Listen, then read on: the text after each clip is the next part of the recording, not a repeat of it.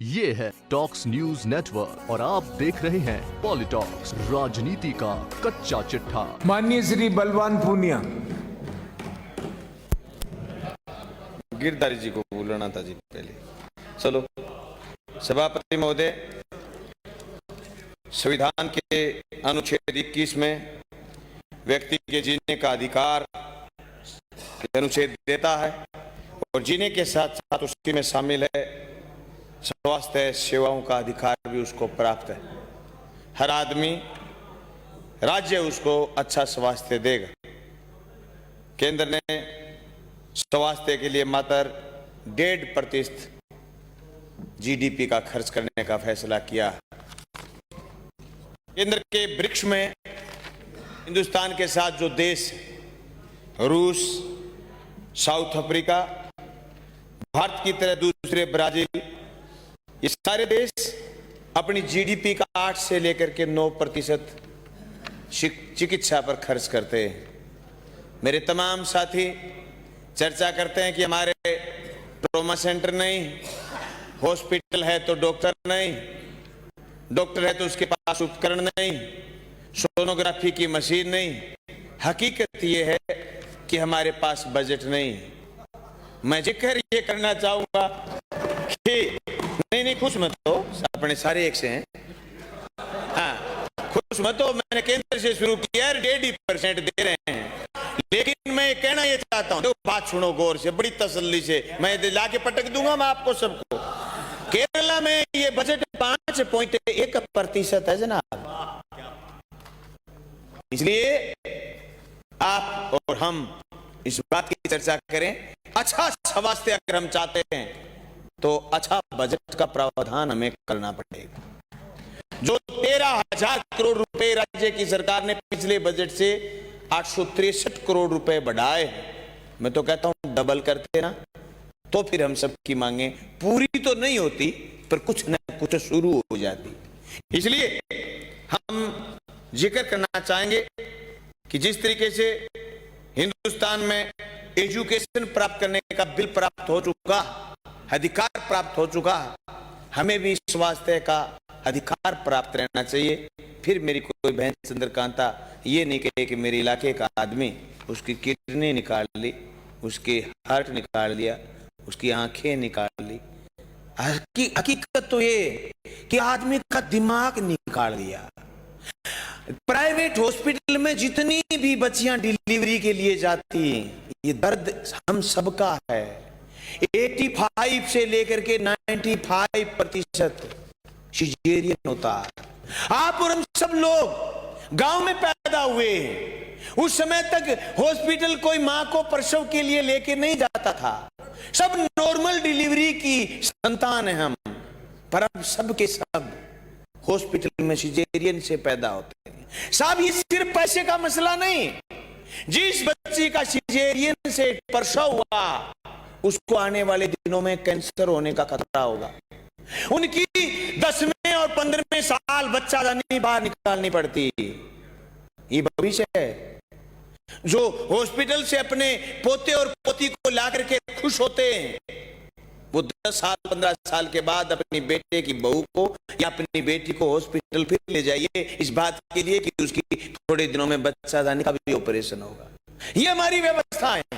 हम इन व्यवस्थाओं को दुरुस्त करने की बात करना चाहते हैं इस बजट के कट मोशन में।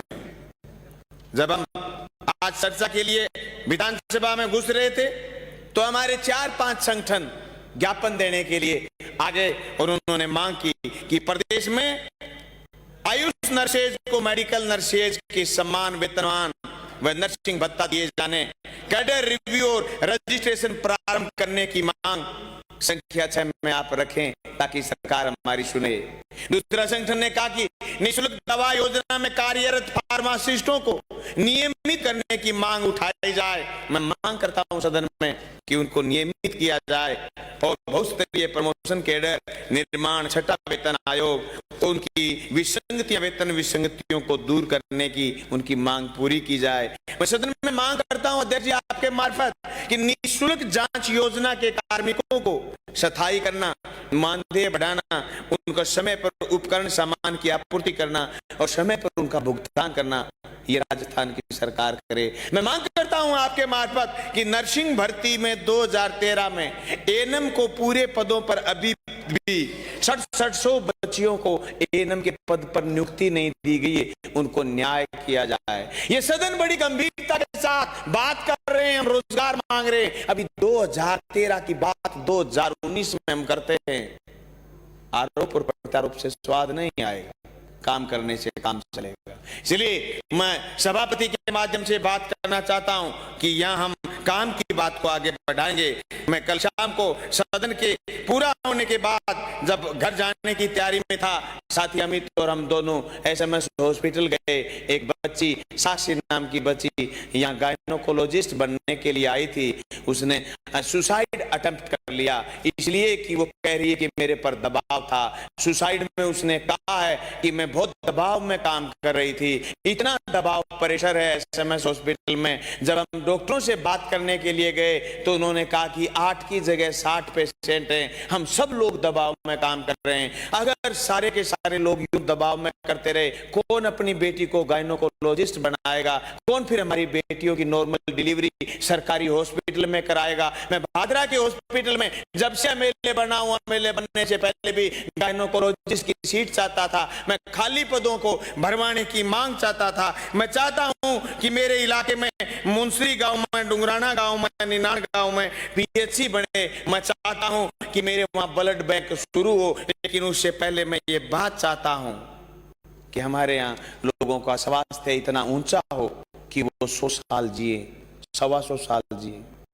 किसी को वैचारिक रूप से अगर बुरा लगे तो मुझे कोई गुरेज नहीं, पर दुनिया के जिन समाजवादी मुल्कों में समाजवादी सरकारें रही हैं, वहां लोगों की आयु 100 साल से ऊपर बहुत लोगों की बढ़ी है, क्योंकि उन्होंने जब बच्चा मां के पेट में आया उस दिन से लेकर के वो जब तक धरती से गया तब तक की जिम्मेदारी सरकारों ने वसूली है। आज तो निजी चिकित्सालयों की हालत ये है कि वो आदमी को आदमी नहीं, एक ऐसा वो समझते हैं बकरा, अगर ये शब्द है संसदीय नहीं है तो कि वो बकरा है और उसको कैसे हलाल करें। मरने के बाद 2-2, 3-3, 4-4 घंटे तक उसको दड़काते हैं। हमारे पास में एक हॉस्पिटल है, इशार के हॉस्पिटल, 72 घंटे बाद वहां लोग झंडा लेके जाते हैं कि डेड बॉडी दो। अरे जीने के लिए आदमी की मांगे 1000 रहती हैं, मरने के बाद झंडा उठा के लोग कहते हैं कि हमारा आदमी मर गया, आदमी दे दो,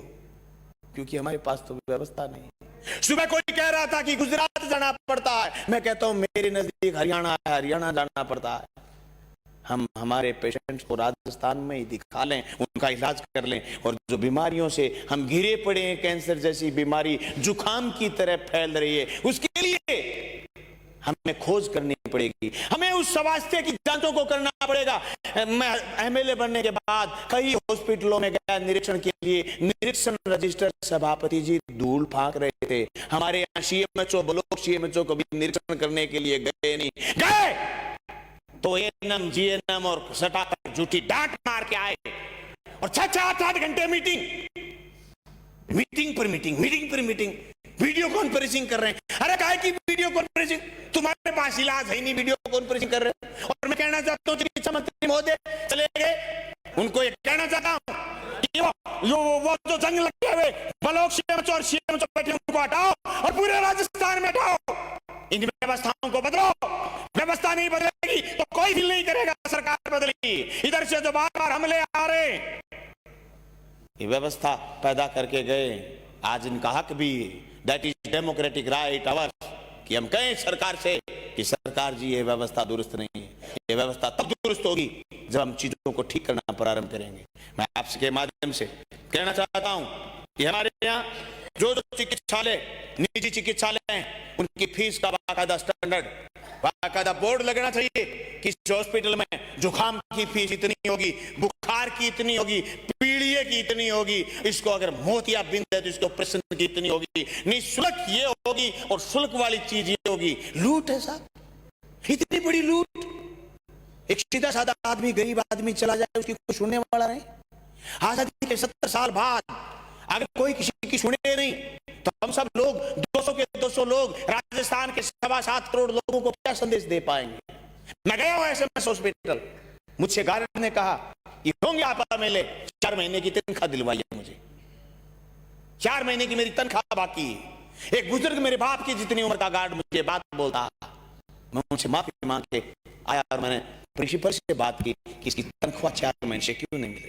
ये व्यवस्था के पर्सन है, ये कांग्रेस बीजेपी के पर्सन नहीं, ये सीपीएम बसपा और बीटीपी के पर्सन नहीं, ये इंसान का पर्सन है, आदमी का पर्सन है। हम लंबा जीना चाहते हैं, 125 साल जीना चाहते हैं, हम बहुत जीना चाहते हैं, हंसी खुशी से जीना चाहते हैं। इसलिए आज के इस कटमोशन चर्चा में हम ये चाहते हैं कि राजस्थान की सरकार गंभीरता से सारे के सारे लोग, वो डॉक्टर साहब जो राजस्थान के पूरे अधिकारी हैं, एसीएस हैं, मैंने उनसे बार बार निवेदन किया कि आप हमें लेडी डॉक्टर उपलब्ध कराइए। उन्होंने हाथ खड़े कर दिए लास्ट में। माननीय सदस्य, आप ओजस्वी वक्ता है, कृपया समय का ध्यान रखें। वो उन्होंने लास्ट में हाथ, अभी सफाई पर थोड़ा सा सफाई पर बोलूंगा साहब। पिछली बार जब सफाई की बात आई, पूरे इलाके में डेंगू का प्रचार हो गया। अब साहब डेंगू के लिए स्प्रे करते हैं गाँव में, शहर में, वो स्प्रे की मशीन लेकर के गांव में दौड़ रहे थे। लेकिन उससे पहले एक आदमी ने मुझे रोक के कहा कि पहले ये कीचड़ वाला पानी निकालने का प्रबंध तो करो, शहरों की गलियों को साफ तो करो, नालियों को साफ तो करो। मेरे भादरा शहर में आज भी सीवरेज का काम चल रहा है। मंत्री महोदय, काम में थोड़ी तेजी आई है आपसे बात करने के बाद, लेकिन वो तेजी नहीं आई। 2 बार बरसात हुई है, पूरा शहर एकदम समुद्र की तरह भरा पड़ा। माननीय सदस्य, अभी इस वक्त दोनों तरफ मैं चाहता हूं कि सफाई की एकदम दुरुस्त व्यवस्था करवाने के लिए जल्दी से जल्दी शहर में सीवरेज का काम आप कंप्लीट कराएंगे, और जो मेरे शहर में डूम सागर 5, 6, 7, 8 नंबर वार्डों में पानी भरा हुआ है उसको निकलवाने का काम करेंगे। और इस मौसम के अंदर जैसे बीमारी मलेरिया, डेंगू और ये बीमारियां न फैलें, इसके लिए समय समय पर दवाइयों का छिड़काव करवाने का काम करेंगे और स्प्रे करवाने का काम करेंगे, ताकि लोगों के डेंगू नहीं हो और डेंगू से कोई नौजवान, कोई बुजुर्ग महिला इस दुनिया से रुखसत न हो जाए। हमें ओल लाना देते हुए, हमें ओल मत देते हुए आग्रह। एक सेकंड की बात हो रही है। एसएमएस हॉस्पिटल और पीबीएम हॉस्पिटल, दोनों हॉस्पिटल ऐसे हैं, पीबीएम बीकानेर का, जहां पूरे राजस्थान के पेशेंट आते हैं। मेरा तो सदन से एक छोटा सा प्रस्ताव है, एसएमएस के लिए सरकार बहुत गौर करती है, इसमें कोई दो राय नहीं। पिछली सरकार ने भी की है, रघु शर्मा जी भी कर रहे हैं, लेकिन फिर भी एसएमएस पूरे सारे के सारे विधायकों के पेशेंट एसएमएस में आते हैं। अगर हम फिर भी बजट की अगर कमी रहती है, अगर राजस्थान की सरकार हर मेले का 5 करोड़ रुपए बजट बढ़ाने का प्रस्ताव मंजूर कर देती है, तो मैं मेरे विधायक कोटे से 1 करोड़ रुपए एसएमएस में देने की घोषणा। ये है टॉक्स न्यूज नेटवर्क और आप देख रहे हैं पॉलिटॉक्स, राजनीति का कच्चा चिट्ठा।